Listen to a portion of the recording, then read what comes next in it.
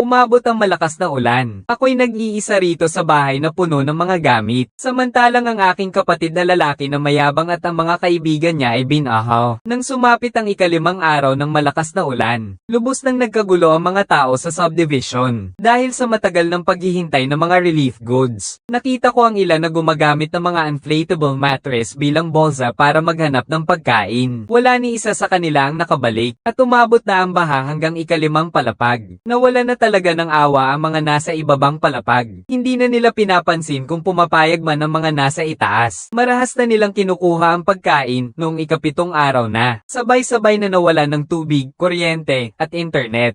Lalo pang lumakas ang ulan. Nakakatakot ang katahimikan sa subdivision. Marahil ay may mga nasawi na. Ang iba naman ay nagtitipid na lang ng lakas. Nang ikasampung gabi, may narinig akong ingay sa may pinto ko. Nakatayo ako sa may pinto, hawak ang aking magic wand. Mrs., may tao yata sa bahay na ito. Parang naamoy ko ang pagkain. Naghahalusinate ka na lang siguro dahil sa gutom. Wala naman akong naamoy. Tapos nakarinig ako ng katok. Pinagpapawisan na ako ng malamig, hindi ako makahinga. Makalipas ang ilang minuto, wala nang ingay sa pinto. Sinilip ko sa peephole. Walang tao nga sa pasilyo.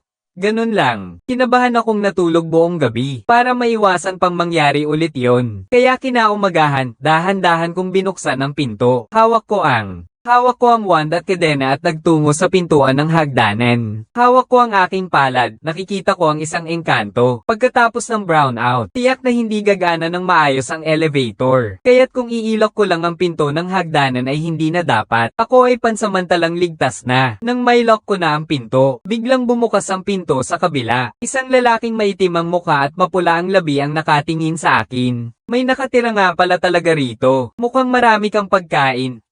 Bigla siyang sumugod sa akin, ikaw, ang aking kayamanan. Papatayin kita. Iniangat ko ang aking magic wand at tumpak na tumama sa katawan niya. Samantala, habang nakahiga siya, dali-dali akong pumasok sa bahay. Hinihingal ako ng malalim, pero patuloy ang malalakas na pagkatok at mura sa labas. Hawak ko ang magic wand, nakadungaw sa pintuan. Mabuti na lang at pinalitan na ang pinto ng mas makapal at matibay. Sa panahon ng pagkawasak, maraming mababaliw na bagay ang gagawin ng mga tao para mabuhay. Naghintay ako ng 10 minuto, at unti-unting humina ang ingay sa may pinto. Pagkaraan pa ng 5 minuto, tuluyan ng tumahimik ang pinto. Umupo ako sa sofa at nag-isip. Ang alam ko, sabi ng building administration, walang nakatira sa unit na nasa tapat. Saan kaya galing yung lalaking yun? Bigla kong naalala kagabi sa harap ng bahay. Sila kaya yun?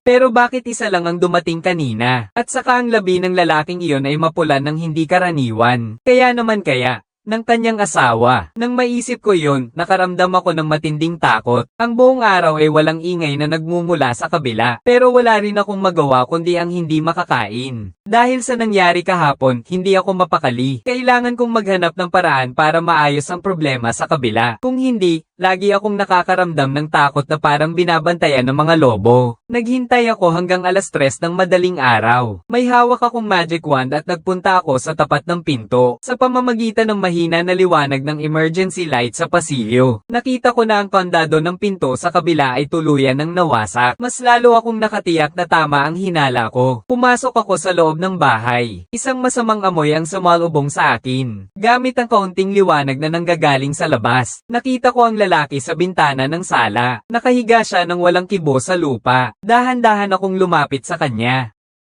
Pagkalapit ko sa kanya, parang wala na siyang hininga. May nakita akong papel sa tabi niya, may mga pulang sulat. Kinuha ko ito at dali-daling bumalik sa bahay. Isang liham ang nasisinaga ng ilaw ng kandila. Hindi ko alam kung matatagpuan kaya ang sulat na ito. Pero kapag natagpuan ito, patunay na naging masaya na ako. Totoo namang hindi ako karapat-dapat mabuhay, hindi ko masisisi ang iba. Kasalanan lang ito ng malakas na ulan. Dahil bihira kaming magluto sa bahay. Kaya wala kaming gaanong pagkain. Tapos, umapaw ang tubig sa bahay namin. Kaya kinailangan kong buhatin ang asawa ko at umakyat ng umakyat para humingi ng tulong sa iba. Pero walang kahit sino ang nag-abalang pansinin kami. Sa huli, nakita ko na may isang kwarto sa ika-10 palapag na walang nakatira. Ginamit ko ang natitirang lakas ko para masira ang kandado ng pinto. Doon lang kami pansamantalang nakahanap ng ligtas na lugar ng asawa ko. Pero wala pa rin kaming makain. Kinaumagahan, may narinig akong ingay sa pasilyo. Nakita ko na lumabas ang babae sa kabilang pinto. Mukhang maayos naman ang lagay niya. Siguradong may makakain, kaya sinubukan ko siyang agawin. Pero dahil sa matagal na gutom, wala na akong halos lakas. Hindi lang ako nabigo, nasugatan pa ako. Pagbalik ko pagkaraan ng ilang sandali, uminit ang buong katawan ko at nagkaroon ako ng halusinasyon. Kaya nagawa ko ang isang masamang bagay. Nang magising ako, natuklasan kong ang asawa ko ay kung wala na siya, wala na rin akong ibang gagawin kundi wakasan ang buhay ko. Pasensya na, Mrs. Pasensya na po sa inyo pong nasa kabila pagkatapos kong basahin ito. Natuklasan ko na lang na hindi ko namalayan, may luha na pala sa aking mukha. Sana'y tumigil na ang walang katapusang ulan na ito. Ganito na lang, nakaraos ako ng 3 buwan dahil sa mga naipon kong gamit. Buhay nga ako, pero parang bangkay na. Walang anumang balita mula sa labas. Walang sino man ang maaaring makausap. Nabuhay lang ako dahil sa likas na ugali. Nang nasa ika-4 na buwan na ako at halos sumuko na. Sa wakas ay tumigil na ang malakas na ulan at unti-unting nawala ang madilim na kalangitan. Sumikat na ang araw at lumitaw ang bughaw na langit. Narinig ko ang malakas na dagandong ng mga makina sa himpapawid ng lungsod. Mga mamamayan, narito na ang mga tauhan ng pagliligtas. Maghintay po kayong lahat ng matyaga sa inyong mga tahanan habang hinihintay ang pagliligtas. Itinaas ko ang aking ulo at sinalubong ang mainit na sinag ng araw. Sinamantala ko ang kaligayahan matapos ang sakuna. Ako, si Mo Wanwan, ay hindi nagsayang ng pagkakataong mabuhay muli. Magiging maliwanag at maganda rin kaya ang mga susunod na araw.